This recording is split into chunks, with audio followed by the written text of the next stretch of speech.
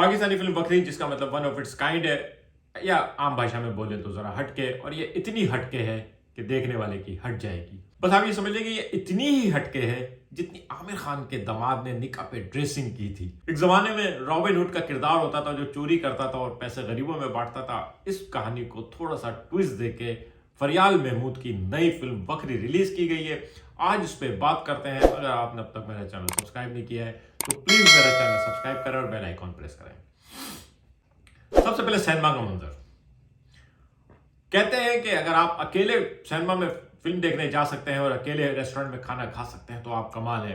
लेकिन आप यकीन करें, आपके भाई ने कल सिनेमा में अकेले बैठ के ये फिल्म देखी। पूरे सिनेमा में वाहिद अकेला था और इस फिल्म को देखते हुए मुझे अजीब अजीब से ख्याल आ रहे थे। पहले मुझे ये ख्याल आया कि पता नहीं सिनेमा वाले इस फिल्म को शुरू करेंगे भी या नहीं करेंगे। फिर जब तराना बजा तो आपके भाई अकेला बंदा था जो पूरे सिनेमा में खड़ा हुआ था, और उसके बाद जब भी सामने का दरवाजा खुलता और टॉर्च वाला आता, मुझे डर लगता कि आके ये ना कहें कि भाई अपने पैसे पकड़ो और जाओ, हम भी ये फिल्म नहीं चलाएंगे।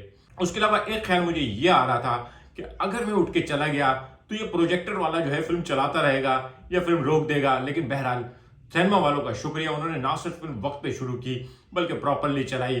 उनका बहुत बहुत शुक्रिया। मेरा ख्याल है उनको प्रोड्यूसर को बुला लेना चाहिए था और फोन करके कहना चाहिए था, सर एक बंदा आया है जो अकेले बैठ के आपकी फिल्म देख रहा है। इससे आगे चलते हैं, फिल्म के बारे में बात करते हैं। सबसे पहले तो उन लोगों को मुबारक जिन्होंने ये फिल्म नहीं देखी, कि वो बहुत खुशनसीब लोग हैं। और मैं उनको यकीन दिलाता हूं कि वो इस फिल्म को ना ही देखे तो अच्छा है, क्योंकि आपकी जिंदगी के पौने 2 घंटे बहुत कीमती हैं। कहा जाता है कि ये कंदील बलोच की फिल्म लाइफ पे फिल्म है, लेकिन ये कंदील बलोच की लाइफ पे फिल्म नहीं है। इस फिल्म में कंदील बलोच और नूर मुकद्दम का जिक्र है। ये पोस्ट कोविड की फिल्म है और इसमें कंदील बलोच की कवर भी दिखाई गई है।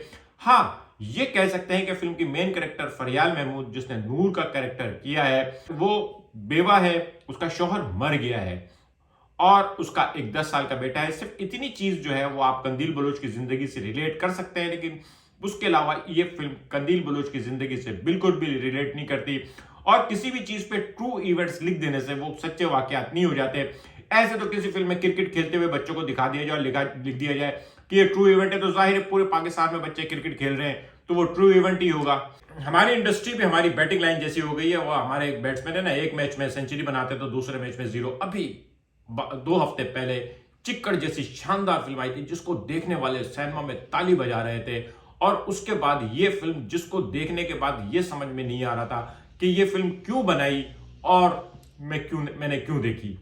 हकीकत बात यह है कि मैंने ये फिल्म सिर्फ रिव्यू करने के लिए देखी। अगर मुझे इस फिल्म का रिव्यू नहीं करना होता तो मैं ये फिल्म आधी अधूरी छोड़ के ही घर वापस आ जाता। भाड़ में जाए मेरे टिकट के पैसे। प्रीमिसेस के हिसाब से इस फिल्म का दावा है कि इसने माशरे के बारे में कुछ बातें उठाई है, लेकिन जो सवालात चिक्कड़ ने उठाए थे, जिस तरह से उठाए थे, वो इससे कहीं आगे थे। अगर इस मामले में चिक्कड़ को 10 नंबर दिए जाएं तो इस फिल्म को -10 दिए जाएंगे।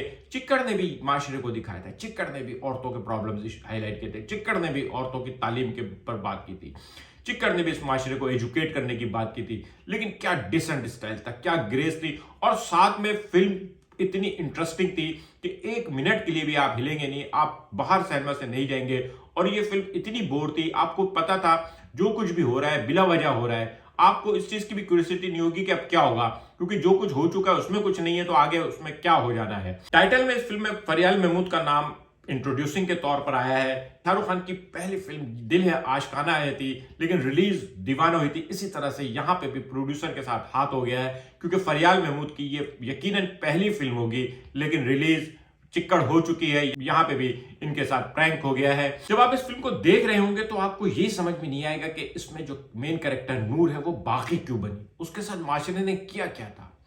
सिर्फ उसके साथ जो वाहिद जुल्म था वो नेचुरल थी। उसके शौहर की एक्सीडेंट में डेथ हो गई थी, लेकिन उसका शौहर बहुत अच्छा था, मोहब्बत करने वाला था। फिल्म में एक जगह डायलॉग है जिसमें उसका फरियाद नूर का दोस्त कहता है, दुनिया में अगर कोई तुम्हें समझता था तो तुम्हारा शौहर, तो इसका मतलब यह है कि उसका शौहर बहुत अच्छा था। दूसरे नंबर पे जो नूर को हर तरफ सपोर्ट करने वाला है वो भी उसका बाप है।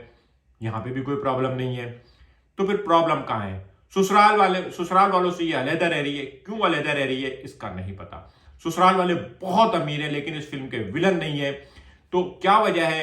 वो अपने पोते को शहर के सबसे महंगे स्कूल में पढ़ा रहे हैं। ये खुद भी पढ़ी लिखी है, मैथ और फिजिक्स पढ़ाती है, एक स्कूल में टीचर है, कोई फाइनेंशियल प्रॉब्लम भी नहीं है, और सबसे बड़ी बात आपको ये समझ में नहीं आएगा कि इसका ससुराल वालों से झगड़ा क्या है। ये अपनी जॉब पे जाते हुए बच्चे को ससुराल में छोड़ के जाती है और रात को पिक करती है, ससुराल में बच्चा रहता है, इसका मतलब ये है कि वहां पे बहुत अच्छी अंडरस्टैंडिंग है, लेकिन उसके बावजूद ये बागी है। अब डायरेक्टर को इस फिल्म में बागी बनाना था, क्यों बनाए, कैसे इस माशरे की बुराइयां निकालें, हालांकि माशरे में, सोसाइटी में प्रॉब्लम्स दिखाने के लिए बहुत कुछ है, डायरेक्टर के पास दिखाने के लिए कुछ भी नहीं था। तो उन्होंने एक मुद्दा निकाला कि ये स्कूल के लिए, गर्ल्स स्कूल के एडिशनल सेक्शन के लिए चंदा जमा कर रही हैं। ये भी क्लियर नहीं है कि वो सरकारी स्कूल था, कोई प्राइवेट स्कूल था, या एनजीओ का स्कूल था। ये एक और स्कूल क्यों बनाना चाह रही थी, उस स्कूल को कैसे चलाएंगी, क्या करेंगी। लेकिन उसकी फंड रेजिंग के लिए अचानक इनका एक दोस्त, जो इनके बचपन का दोस्त है गुच्ची, जो ट्रांसजेंडर है, यहां ये भी क्लियर नहीं है कि एक लड़की का, एक नॉर्मल लड़की का, एक आम घरेलू लड़की का जो जॉब करने वाली शादीशुदा है, उसका बचपन का दोस्त एक ट्रांसजेंडर है, जिसका काम भी कोई अच्छा नहीं है। एक दुकान जैसा स्टूडियो है जहां पे वो हकीम सुलेमान दवाखाना वालों जैसे के इश्तेहारात बनाता है, वो इसका बचपन का बेस्ट फ्रेंड है। वो जो ट्रांसजेंडर इसका दोस्त है गुच्ची, वो इसको मशवरा देता है कि तुम जो हो ना वायरल वीडियो बनाओ और फिर लोगों से चंदा मांगो, और उसके बाद ये पर्पल कलर की एक विग लगा के वीडियो बनाती है अपनी। वो पुरानी अमिताभ के जमाने की फिल्मों में होता था कि वो हीरो जो है ना दाढ़ी लगा लेता था और चश्मा लगा लेता था, तो उसको कोई नहीं पहचानता था। इसी तरह से फरियाल महमूद यानी नूर ने पर्पल कलर की विग लगा ली है, और डायरेक्टर ने समझ लिया है कि अब दुनिया में उसको कोई नहीं पहचानेगा। और दूसरी बात ये कि ऐसी कौन सी अनोखी वायरल वीडियो थी कि पूरे पाकिस्तान में खलबली मच गई, लोग उस वायरल वीडियो के पीछे पड़ गए। हर दूसरे दिन यहाँ पे कोई वीडियो वायरल होती है। अभी कुछ महीने पहले की बात है, वो डांस में शुरू हुआ था, मेरा दिल ये पुकारे आजा। तो इस तरह की वीडियो आती रहती है, आती है, चली जाती है, लेकिन वो वीडियो तो भाई वायरल हो गई, लोग उसके ऊपर बेतहाशा टूट पड़े, फंड भी इकट्ठा होने लगे, करोड़ों रुपए जमा होने थे, वो जमा होने लगे, करोड़ों रुपए चंदा जमा होने लगा। लेकिन वो अपनी आइडेंटिटी छुपा रही है क्योंकि ये माशरा अच्छा नहीं है। इसमें एक विलन भी है चौधरी नाम का, वो बेचारा इतना विलन भी नहीं है, बस वो जो नहीं डांस करने वाली लड़कियां जो होती हैं उनको जो तंग वंग करते हैं, वो थोड़ा सा उसने तंग कर दिया है। बजाहिर ये इसमें कुछ भी नहीं दिखा सके, ना ये माशरे को खराब दिखा सके, ना ये माशरे को अच्छा दिखा सके। नूर के बागी बनने की जो वजह थी डायरेक्टर के पास बिल्कुल भी नहीं थी। जिस तरह से एनिमल फिल्म में रणबीर कपूर के अपने पप्पा से मोहब्बत की कोई वजह नहीं थी उसके पास दिखाने के लिए, इसलिए उसने कह दिया कि मुझे नहीं पता। इसी तरह से इसमें जो नूर के बागी बनने की कहानी डेवलप की गई है, उसका कोई सर पैर नहीं है, बल्कि उसका कोई वजूद ही नहीं है। आप किसी भी तरीके से उसको विजुअलाइज नहीं कर सकते कि आखिर वो ऐसी क्यों हो गई। सबसे बड़ी एक बात अनोखी, वक्री जो है वो लड़कियों को मैसेज दे रही है कि वो उसके जैसी बने, लेकिन वो खुद अपनी आइडेंटिटी छुपा रही है। यानी वक्री खुद एक मुनाफकत कर रही है कि वो लड़कियों को तो कह रही है कि उसकी तरह बोल्ड बने, और उसकी तरह बनना क्या है, क्या वो लड़कियों को ये कह रही है कि वो पर्पल कलर की विग लगाएं। तो मेरे ख्याल में इस पूरी फिल्म को देखने के बाद जो वाइड मैसेज है वो ये है कि पाकिस्तान की ख्वातीन जो है वो पर्पल कलर की विग लगाना शुरू कर दें। हाँ, एक्टिंग का शोबा अगर कहा जाए तो वो बहुत शानदार है। तमाम लोगों ने बहुत अच्छी अदाकारी की है। फरियाल महमूद ने अभी चिक्कड़ में सिर्फ अपनी आंखों के जरिए सब कुछ कह दिया था, जितना कुछ इस पौने 2 घंटे की फिल्म में नहीं कहा जा सका। फरियाल महमूद के चिक्कड़ के डांस में जो उसकी आईज दिखाई थी, उनकी उस आंखों में ही पता चल गया था। लेकिन खैर, गुलशन मजीद ने गुच्ची का किरदार किया है, और मेरे ख्याल में बल्कि ओके से बेहतर ही किया है। क्योंकि विलन जो छोटा सा विलन है वो बिला वजह के विलन है, बस इसलिए विलन है कि उसको विलन डाल दिया था। समीर चौधरी, उसका रोल भी अच्छा है। जबकि मेरे पास तुम हो में रूमी का किरदार करने वाला शीश सज्जाद गुल, वो बच्चा जो है उसका बेटा बना है, और उसने बहुत उम्दा अदाकारी की है। सज्जाद गुल का बेटा, मुझे आज पता चला कि वो सज्जाद गुल का बेटा है। सज्जाद गुल पाकिस्तान के बेहतरीन डायरेक्टर थे, और मुझे बहुत अफसोस है कि सज्जाद गुल जैसा शानदार डायरेक्टर का बेटा इतनी बेसलेस फिल्म में काम कर रहा है। इस फिल्म का ना सर है, ना पैर है, ना लॉजिक है। साउथ फिल्मों के एक्शन की शायद कोई लॉजिक आप ढूंढ ले, लेकिन इस फिल्म को बनाने की क्या लॉजिक थी, क्या था। वो एक लतीफा मैंने पढ़ा था कहीं के गरीब आदमियों की जो बीवियां हैं वो मेहनत मजदूरी करके उसके शौहर के साथ देती हैं।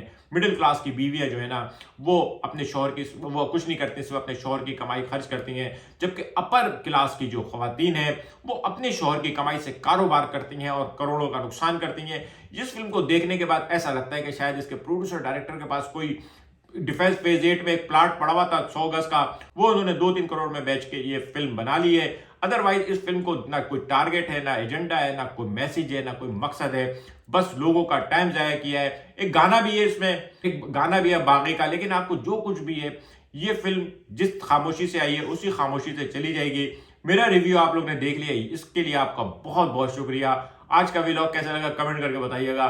मिलेंगे अगले किसी व्लॉग के साथ। शुक्रिया।